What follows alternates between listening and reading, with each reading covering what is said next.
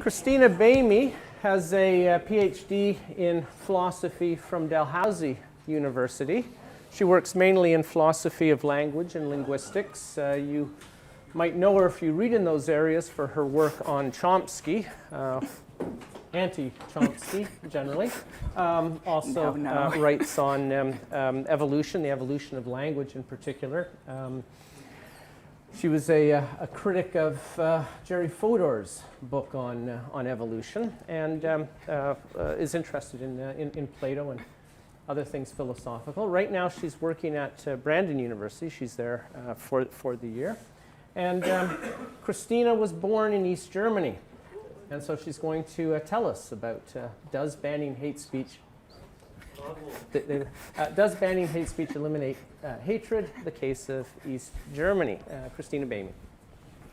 Thank you very much, Mike, and thank you also for inviting me. I have attempted giving a talk on that for a long time, but for some strange reason people kind of don't want me to talk about that.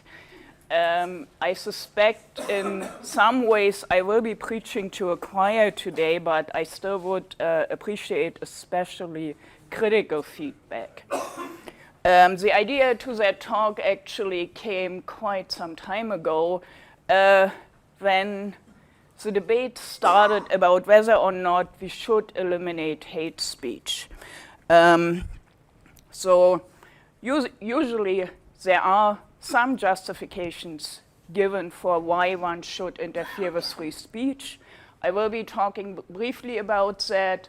I will be talking about the limits that we had on hate speech in East Germany, both the limits to exposure, but also to doing it yourself, what that did in terms of self-censorship, and most importantly, obviously, did it work?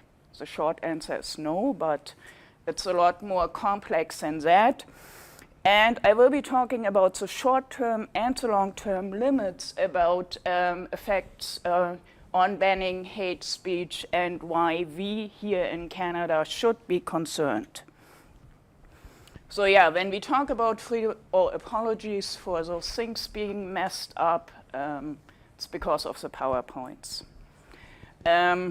Freedom of speech in Canada is protected as a fundamental freedom by Section 2 of the Canadian Charter of Rights and Freedoms, but it is not an absolute right. So Canada, like many countries, has some limitations on freedom of speech, and especially Section 1 of the Charter allows the government to pass laws that limit the free expression so long as the limits can be justified and are reasonable. And of course, it's kind of like a long way what is actually reasonable. People don't quite agree on that.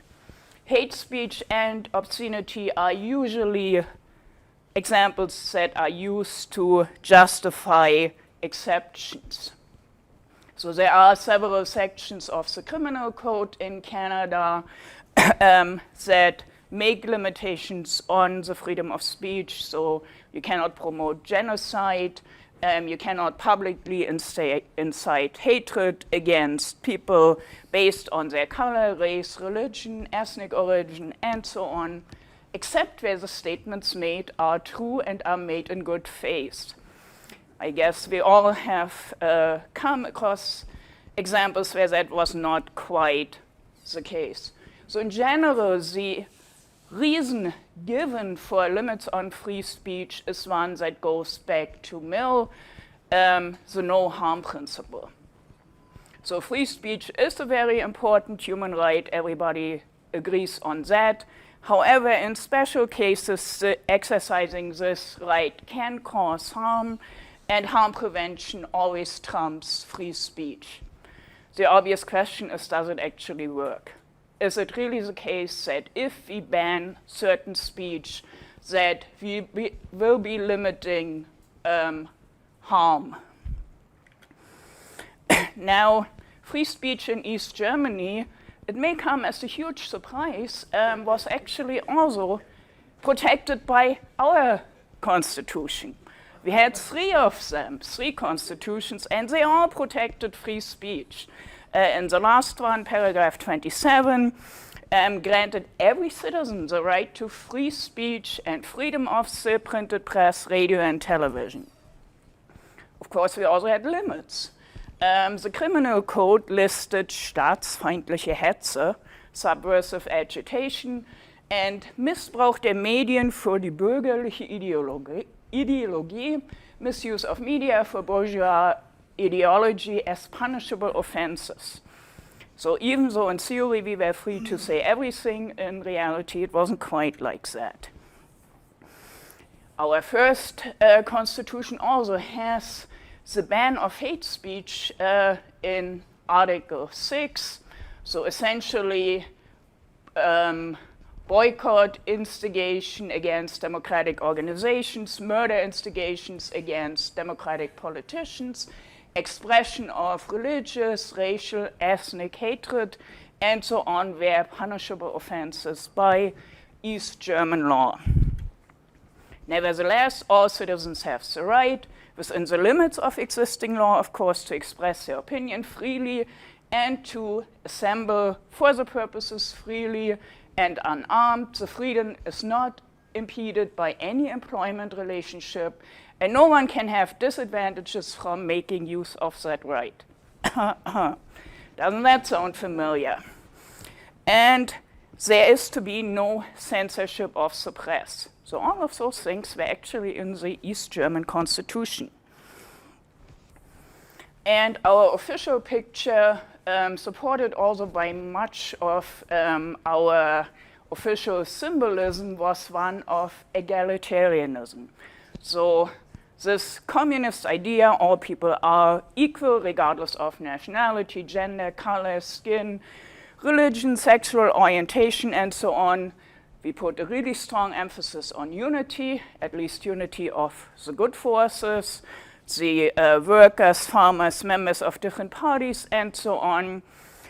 And strong emphasis also on principles of international solidarity, friendship between peoples, solidarity with victims of capitalist oppression. All of that sounds really familiar, doesn't it? Xenophobia and racism were acknowledged to cause harm, but they were all seen as part of imperialistic, capitalistic domination that will be overcome in our wonderful communist society.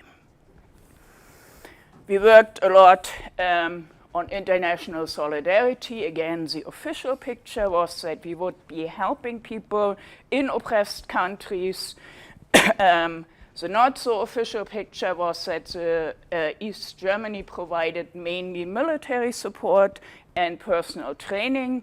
So there are stories that a ship that got in distress and was transporting solidarity goods to one of our friends in Africa had to actually turn away the 3 nearest ships because they were non-communist ships. And they would not have been delighted to see that all the solidarity goods were actually pretty nasty weapons that were used, obviously, to fuel the civil war in those countries. But officially, we were just supporting oppressed people.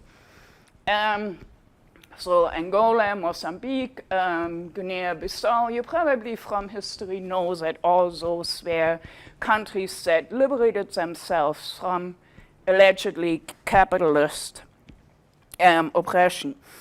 And of course, relevant here to elimination of hate speech is that most of the people living there were of different skin color, of different religion, of different ethnic backgrounds than East Germans, but they were all officially our friends. And so one part of the idea how this was supposed to work was that, well, we educate our kids and we start early on. So already in daycare, were kids constantly exposed to the ideas of international solidarity. And it is actually telling that you still can find those kind of images online because, I mean, East Germany didn't have a great presence on the internet for obvious reasons. But that really was the kind of stuff that our kids already in daycare were exposed to on an ongoing basis. All our socialist youth organizations actively promoted those ideas of inclusion and friendship. We had later friendships with people with kids from mainly the Soviet Union, but also countries from Cuba, Angola, and so on. We were actively collecting secondary materials, selling them, and all that money basically donating for solidarity. They were already at daycare age, there were competitions in that. So if you were a member of a children's group that donated more money for solidarity than the other kids, then you got at the end of the school year some kind of reward for that. Xenophobic, racist, sexist speech causes harm, and therefore it was always discouraged.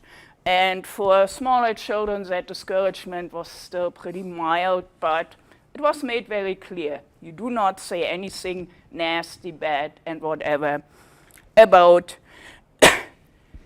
people of other skin color and so on. The indoctrination obviously continued throughout high school and university. Older students then were taught the Marxist foundation of equality in a communist society. This one was about our solidarity with Nicaragua.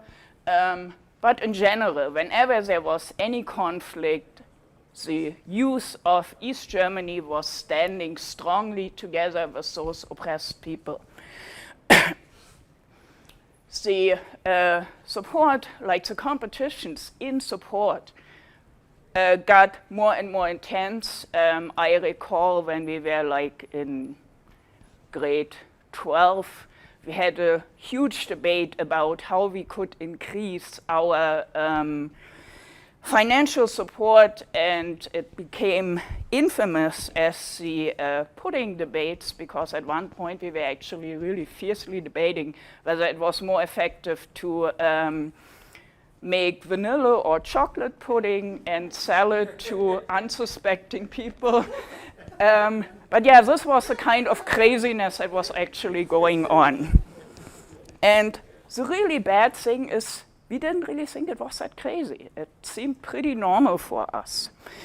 We had international youth projects, and we also were extensively exposed to all the harms that had come from colonialism, oppression, genocide, xenophobia. So everybody who grew up in East Germany at one point or another had been in one of the concentration camps. And our official stand always was that that was the most horrible thing that ever had happened. And part of the, why it was so horrible was because it was based on hatred of the other. So there was also obviously a strong emphasis on the connection between hate speech, hatred, and imperialism. And now the punishment was pretty severe. If at that point you still had not gotten it, that you do not talk badly about other people, you were severely punished. So most people, by the time they came to university, they knew how to shut up about those things. At the workplace, things continued. So we had lots and lots of exchange students and workers that came to East Germany to get an education and or work experience. I can say something in the Q&A about that. We also had some immigrants from third world countries. Believe it or not, there were people that voluntarily immigrated into East Germany. Well, voluntarily, very often they came from war-torn regions, and it was kind of between being killed immediately or living in East Germany, and so it didn't look that bad. So the expectation obviously was, if you are working together with people of different cultures, you will be exposed to their worldview and you will just learn to love them, to enjoy them, and vice versa. And there continued to be education about the bad effects of hate speech, and there was really zero tolerance for sexism, xenophobia, racism. So nobody would have been stupid enough and publicly say something like, we really should get rid of the Vietnamese immigrants or something like that. That just did not happen. Now, obviously, trust is good, control is better. So, yes, we did everything we could positively to educate our citizens how wonderful it is to live in a world of harmony. But we also knew that evil imperialism was just sitting next door. And those nasty people actually had TV and radio. And we could not really shield our citizens entirely from it. It was tried in the beginning. It didn't really quite work. So we came up with this wonderful, wonderful TV program. Anybody who understands German, I really strongly encourage you to watch an episode or two to get an idea. That's probably more than most East German citizens actually ever watch. But so the idea was we can do damage control. What Karl Eduard von Schnitzler did was he played clips from West German media, and then he gave an East German commentary on it. And, well, can probably imagine how that went over.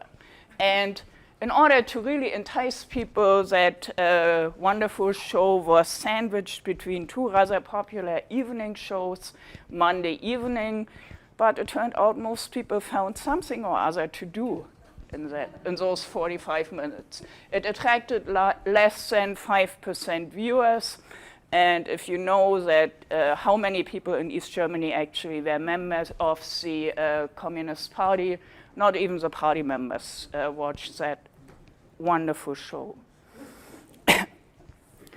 We also had something in East Germany that was called das Tal der Ahnungslosen, the Valley of the Clueless. And those were two areas. This one is especially important around Dresden.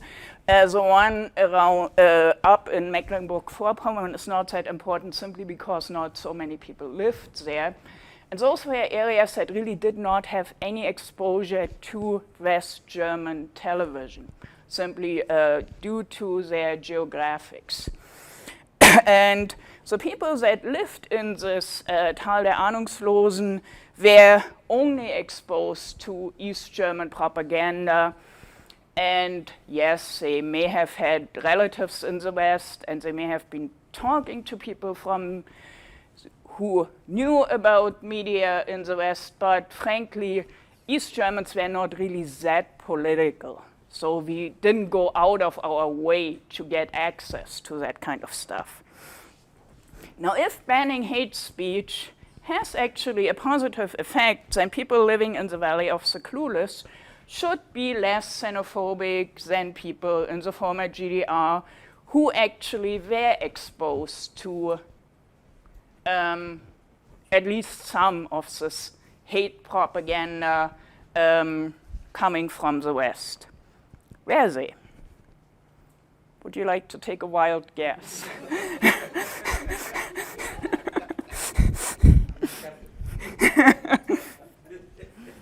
Right. Now, people in all areas of East Germany rarely watched any political education shows like Der Schwarze Kanal, and most East Germans had some exposure to West German hate propaganda and critical engagement with it on West German radio and TV. Now, after the wall came down and we all get equal exposure to this evil West German propaganda, it turned out that people who lived in the Valley of the Clueless were actually significantly more likely to vote for the extreme right and to be racist and xenophobic. That's rather distressing, isn't it? If all this effort really doesn't work. So the question is, why did it not really work that well? Okay, let's backtrack. Officially, it really looked like that. We are friends with everybody. The more different from us, the better, but friends really with everybody. Xenophobia and racism did not exist in East Germany. And because of that strict ban on hate speech, there were really never any of those kind of views expressed. Because, hey, we knew there would be serious consequences. And if, as a government, you make it clear enough that you will punish people seriously enough, they don't do that kind of stuff. And it was also rarely expressed in private, partly because people were kind of concerned about Stasi, but partly because it really didn't seem that good of an idea to begin with. If xenophobia and racism were discussed at all, it was a problem of somebody else, not us. It was the problem of imperialism, and to some degree, many East Germans felt morally superior. And that is an experience that is very difficult to actually justify. Because when you really look at it, East Germans on average probably were not any more moral than West Germans, and we really hadn't much reason to believe so. Nevertheless, a lot of us convinced ourselves that we really were morally at least superior.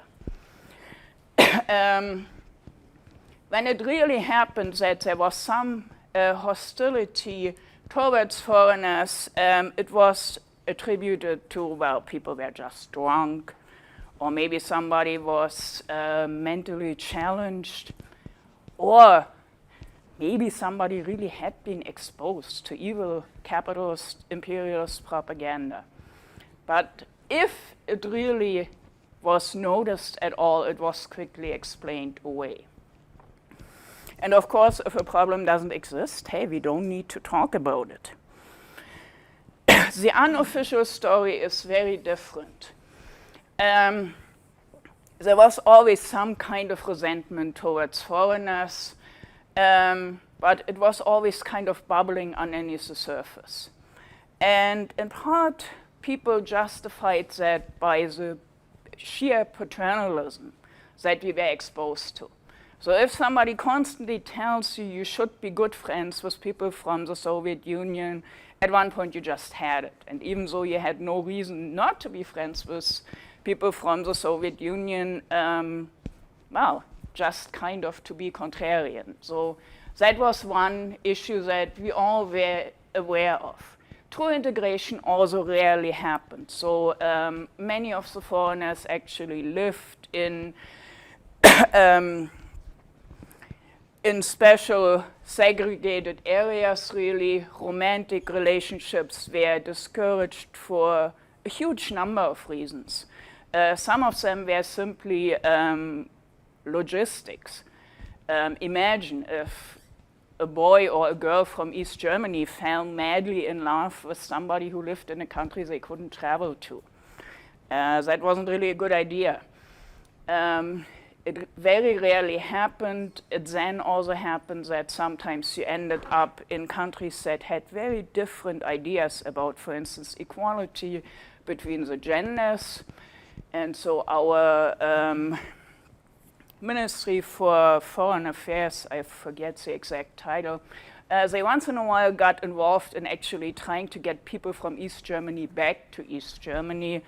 There was a widely discussed on the surface case of a young girl who married somebody and who managed to actually get Ausreise in that country, and 3 years later she had been traded for 3 goats, and she wasn't quite happy with her new owner, and so there was lots and lots of political footwork involved to get her back home to East Germany, and she was one of the few people who actually then was quite happy to live in East Germany. There was a lot of self-censorship and outwardly polite behavior towards foreigners.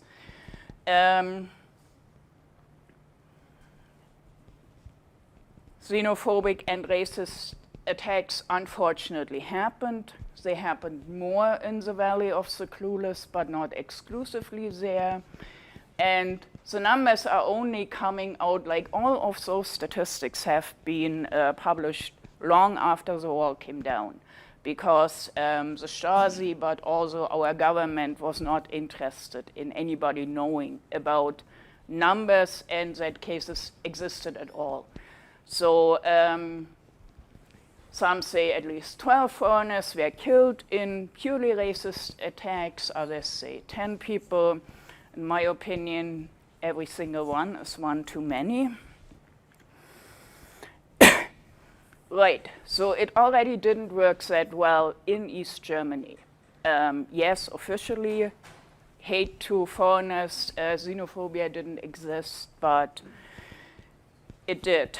But way, way more importantly was what happened once the ban on hate speech actually ended, once the wall came down. Now, actually, a lot of things happened once the wall came down.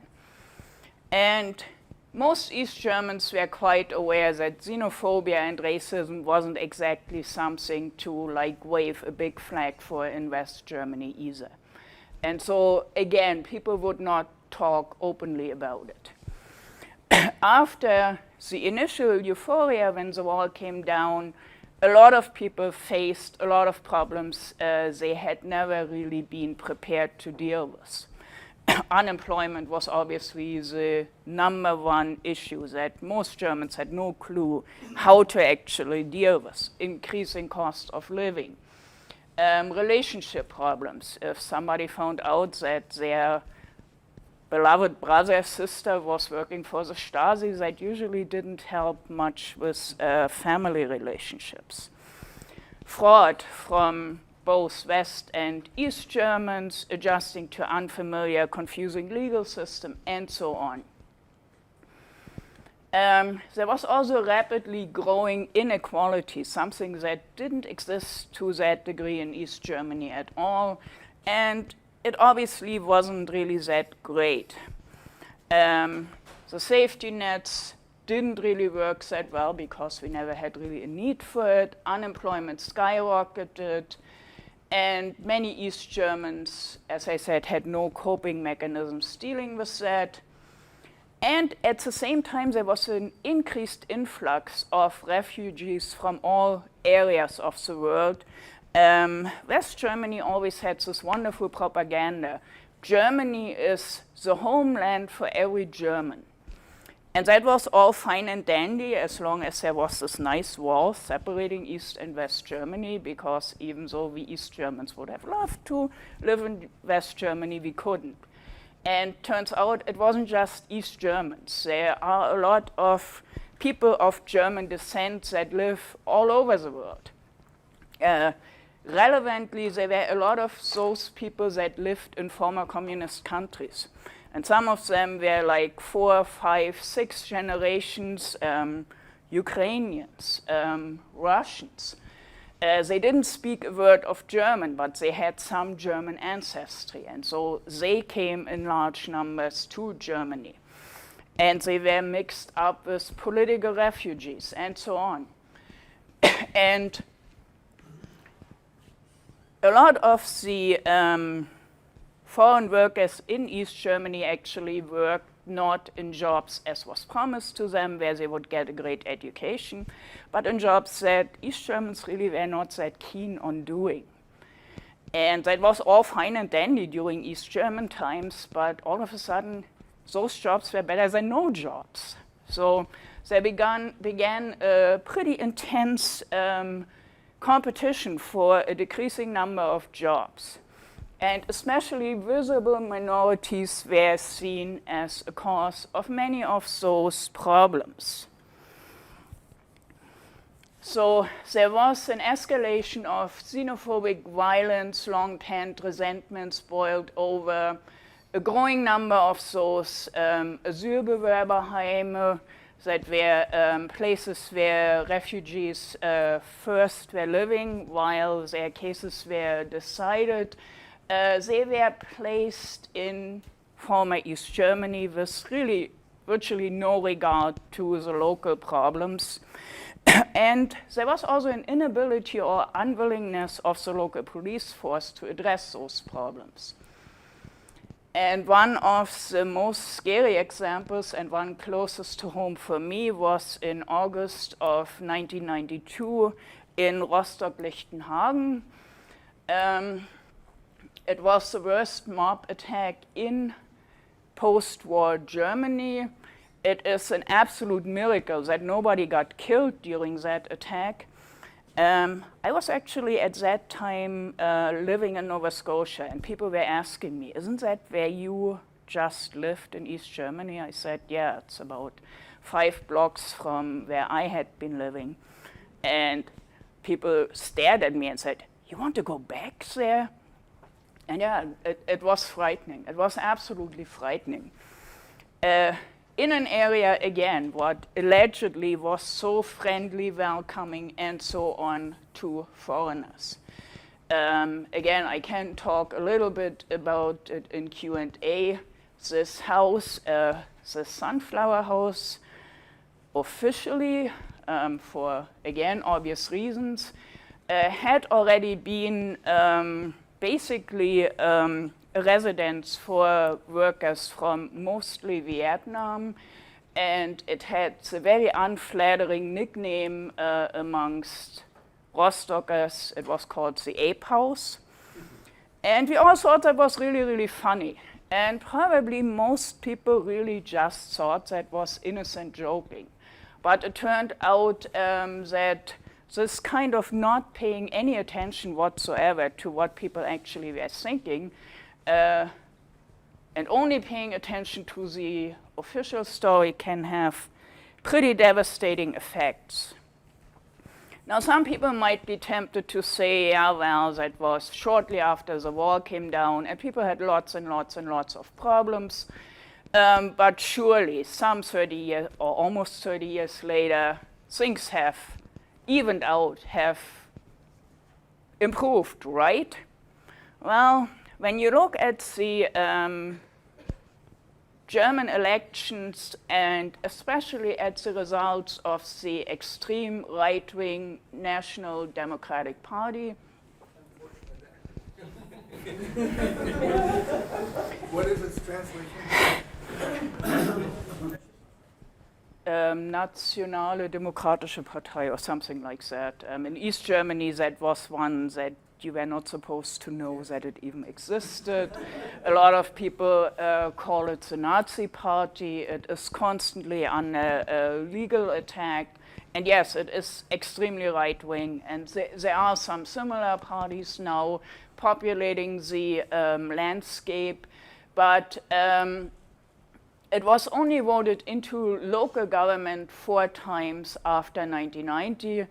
It had some success in the 1960s in West Germany, but then it was kind of around 0.1 to 2% in like former West Germany. And the highest result that they ever achieved, 9.2%. So 1 out of 10 people essentially was voting for somebody who is pretty close to real Nazis, not the kind of stuff that's going on in the United States, but real Nazis.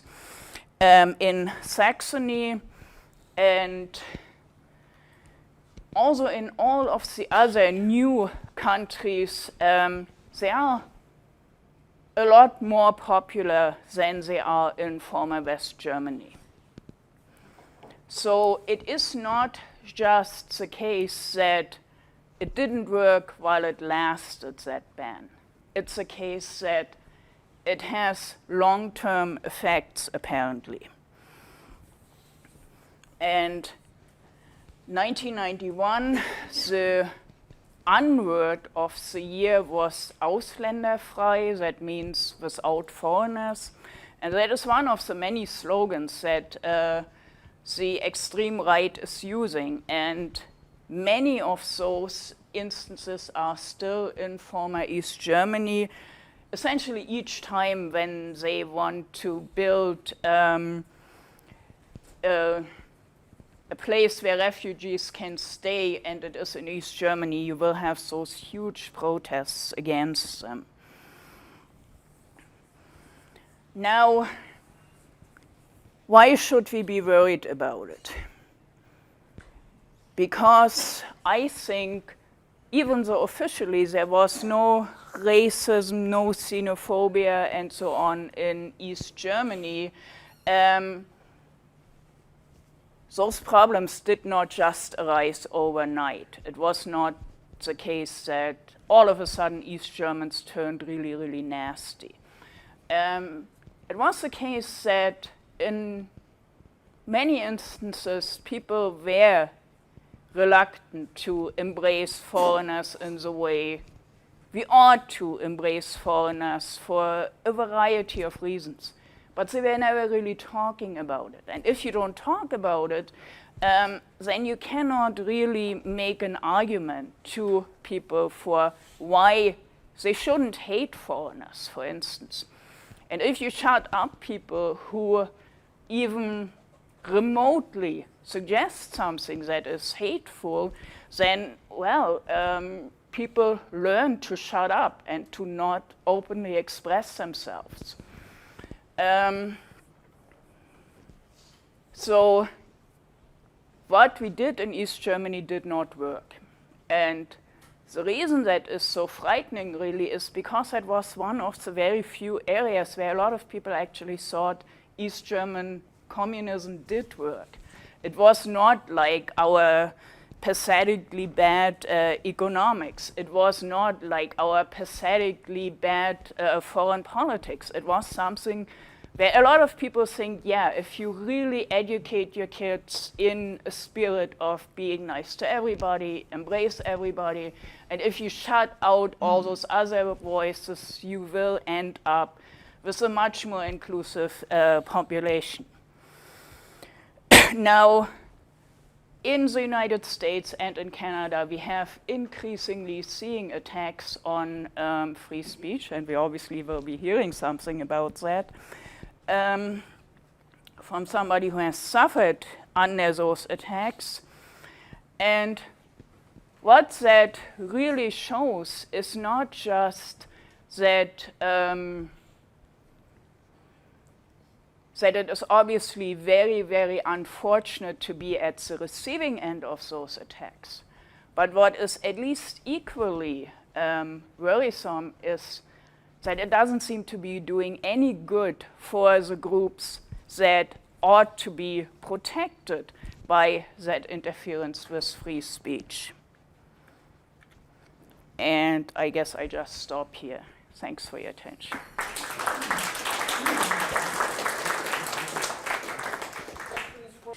My name is Frances Widdowson. For people I don't know, I'm the coordinator for membership outreach, trying to get more members to this organization. Anyway, I really appreciated your talk, and I'm interested in the extent to which restrictions on speech actually increase, I guess, resentment towards others.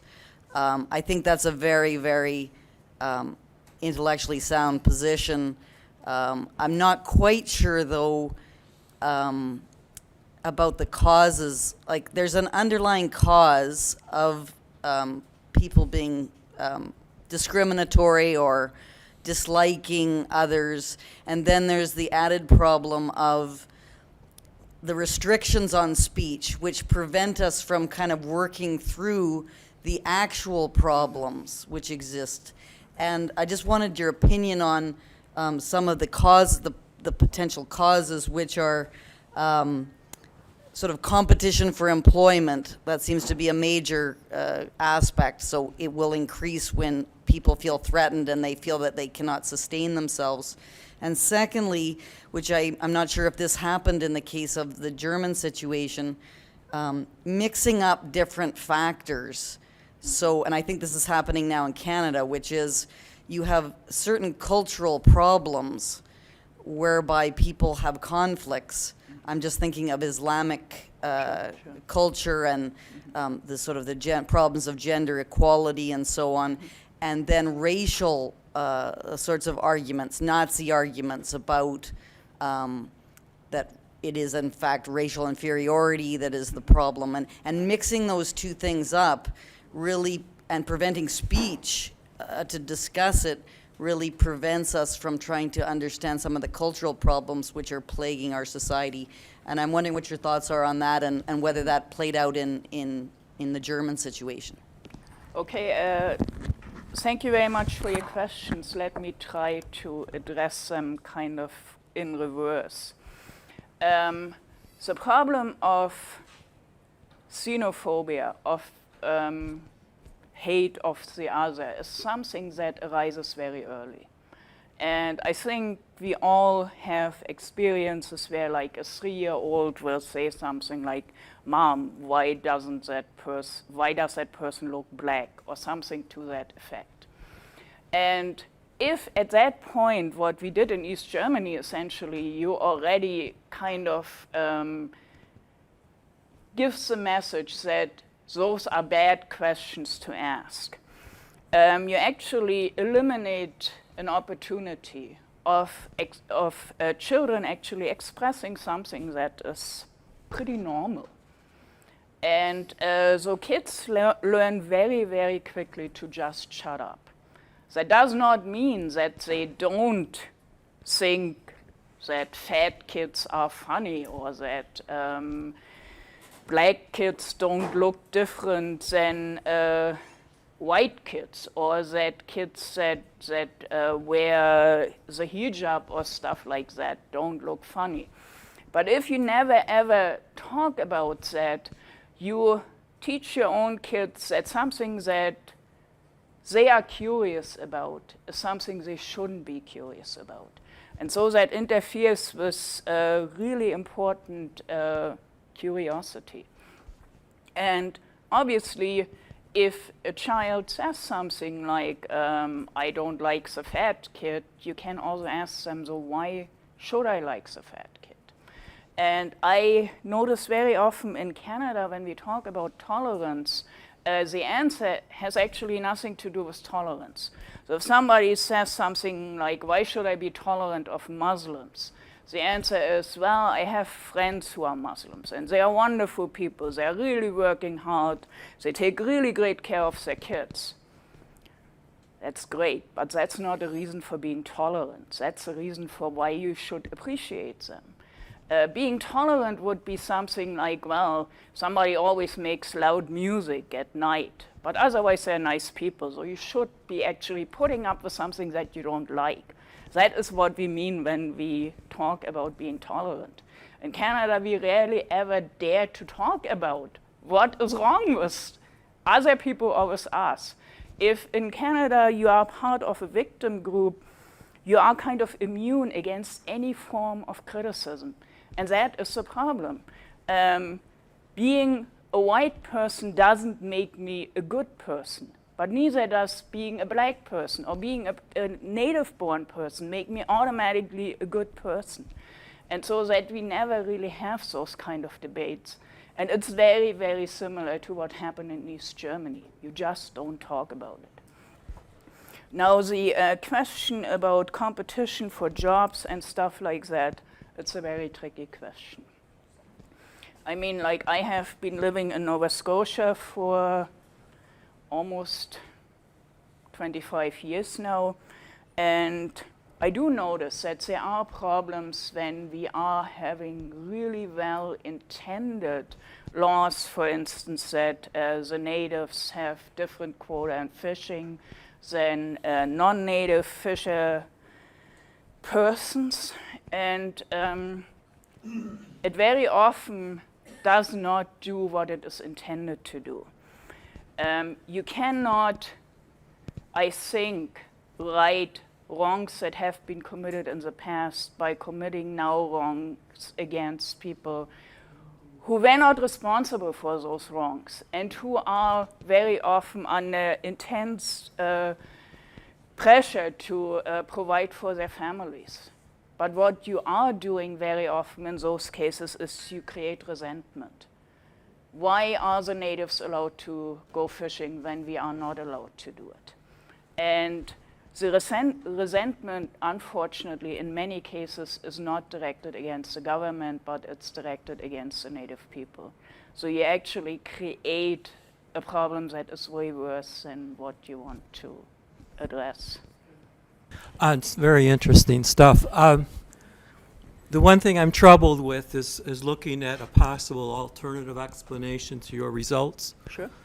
Could it not be that prevention of hate speech works better for people exposed to Western values than people who are not exposed to Western values? Mm-hmm. And how does that affect what you're saying about hate speech? Well, I mean, the case of Germany is so interesting because in a way we were both. In a way, a lot of Germans, of East Germans obviously had grown up in capitalist, fascist Germany and still had all kinds of connections to the West. And propaganda from the West, and don't get me wrong when I use the word propaganda. I mean virtually anything that came from West, German television, radio shows, and so on was accessible. So that's why that case is so unique. In all of the other former communist countries, you didn't have that constant influx of opinions that were very different from the official view. And I think that is at least what worries me here in Canada, is that we kind of gravitate towards that. We have this official view of how we should be treating people. Like, for instance, how we should treat transgender people. There's an official view now. And if you disagree with that official view, well, you better watch your back. And that, unfortunately, again, has not the effect that people become more tolerant of transgender people. It has the exact opposite effect. It has the effect that people who, under normal circumstances, probably wouldn't have an opinion whatsoever, get annoyed. And that getting annoyed is the first step towards doing more nasty things.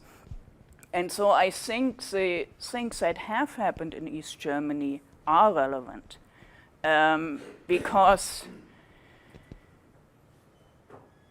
we have tried the very things that are now being tried in Canadian universities, in US universities. And we were, in a way, participants in an experiment where we never gave consent that this experiment would be conducted on us. But why should we not try to learn from those results that are really showing that this kind of stuff backfires? And I mean, don't get me wrong, East Germans were not kind of like 110% indoctrinated all the time. Most of us were not really that political. Most East Germans had similar aspirations as people all over the world. We wanted to live a good life. And yes, this constant political propaganda, it was bloody annoying, but we really didn't pay that much attention to it either.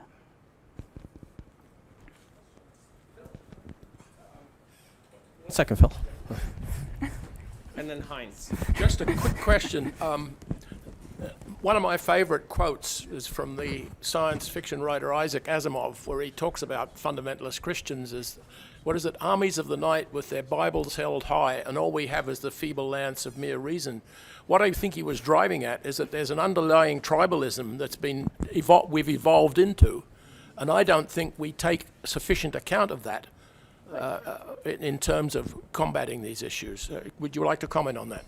Yeah, I agree with you. I agree that there are reasons, and I think we have to acknowledge that we are not internally those wonderful, wonderful people that are just then corrupted by bad circumstance or something like that, but that a lot of us actually prefer people of our own race or people of our own religion, people of our own ethnicity. And when we are exposed to the other, we have this kind of initial step back, and you can watch that everywhere. I mean, if you go to if you drive through Nova Scotia on the eastern shore, those charming little fishing villages, wonderful people, they are extremely friendly, polite, to a certain degree. But you are an outsider, and you have to be aware of that actually exists. And then each time people express that, you just kind of like scream at them, you racist, you horrible person. Well, they will not openly express it anymore. But you don't extinguish the underlying feelings by eliminating talking about it. And I think what really would be important is actually talking about it. And that is something that obviously has to be done with a lot of, what's the English word for Fingerspitzengefühl?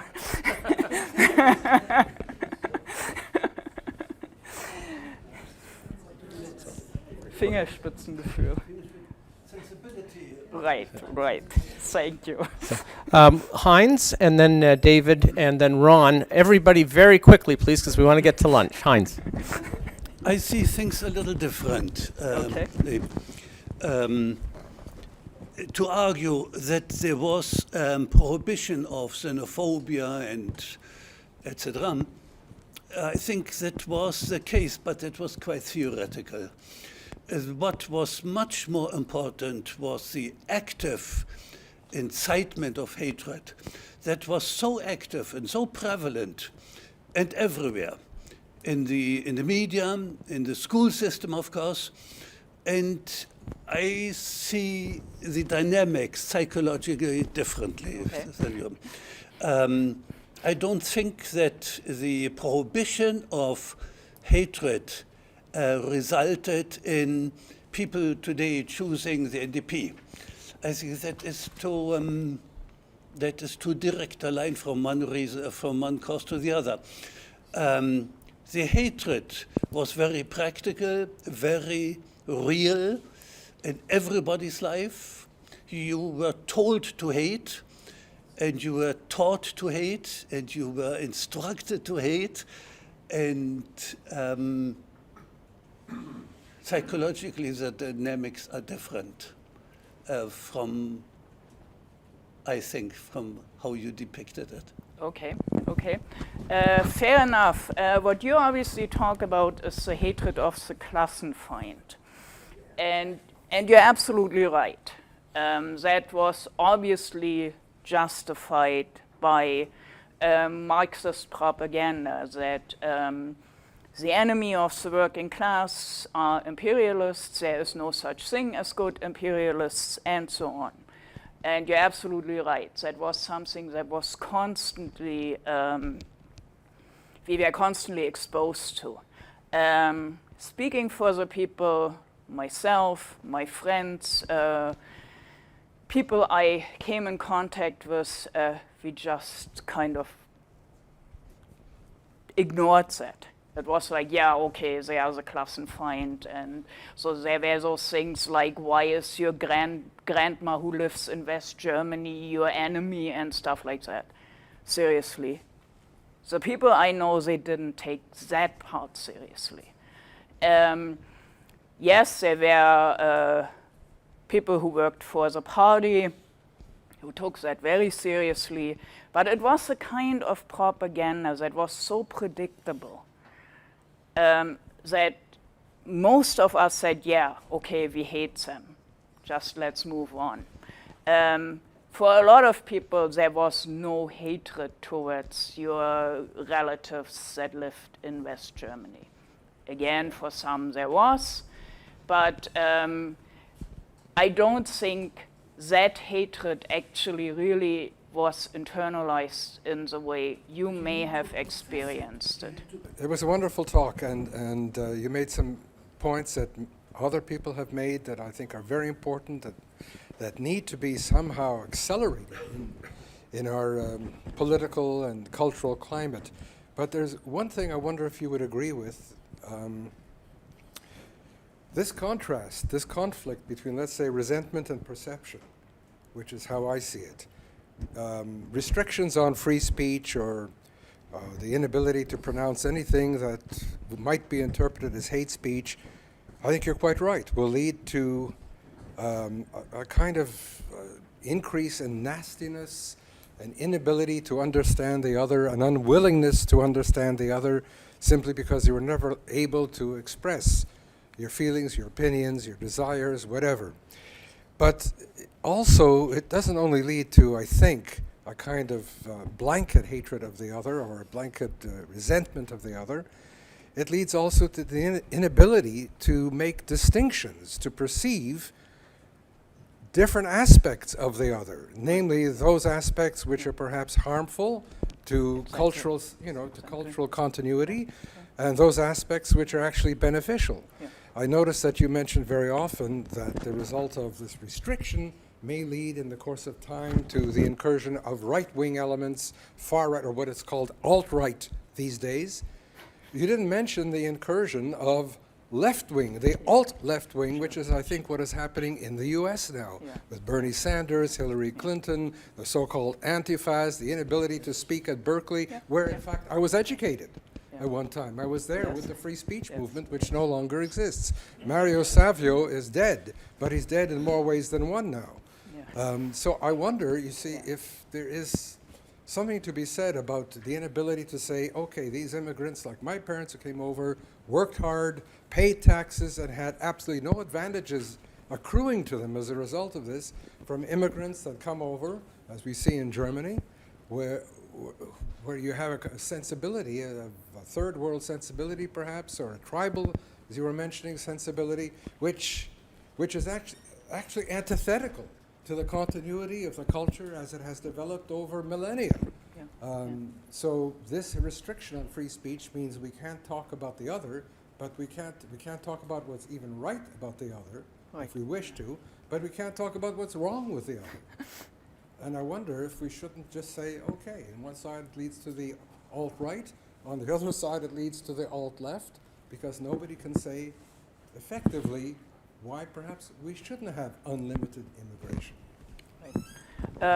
Thank you very much. I absolutely agree with you, and I should have said that it's not just the extreme right wing is very strong in former East Germany. Believe it or not, the extreme left wing is also extremely strong there.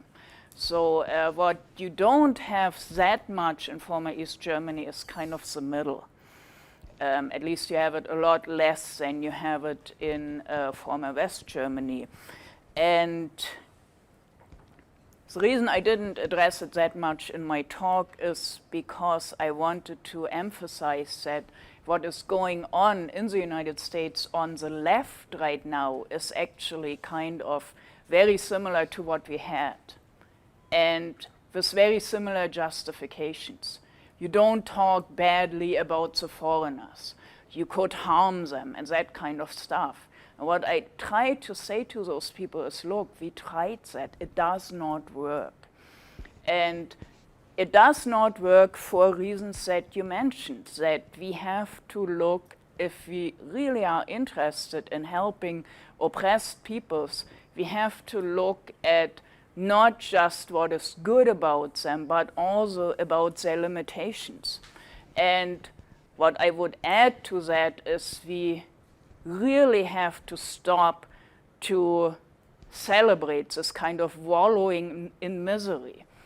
The impression that I get in a lot of the philosophical debates is that there is some competition about who is the most oppressed group.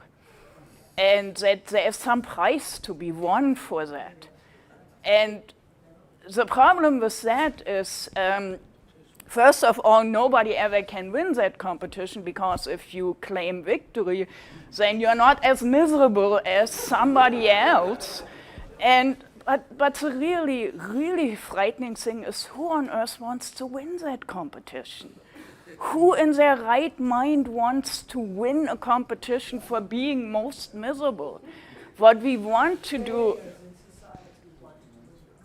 Failures in society want to win the competition. Well, not even failures really want to win the competition, but it seems to me that there are some people now that have almost a vested interest in keeping people miserable. And the celebration of misery is something I really have a hard time relating to. Our last question, very quick. Very quick. Christina, you can answer this very quickly too. Okay? Why was it called the Schwarze Canal?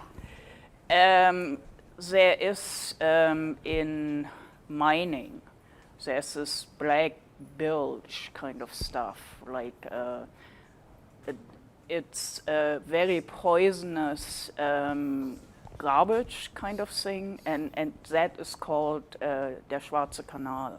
And that was the official name of that television station. Yes, the Schwarze Kanal then was referring to the television shows from West Germany.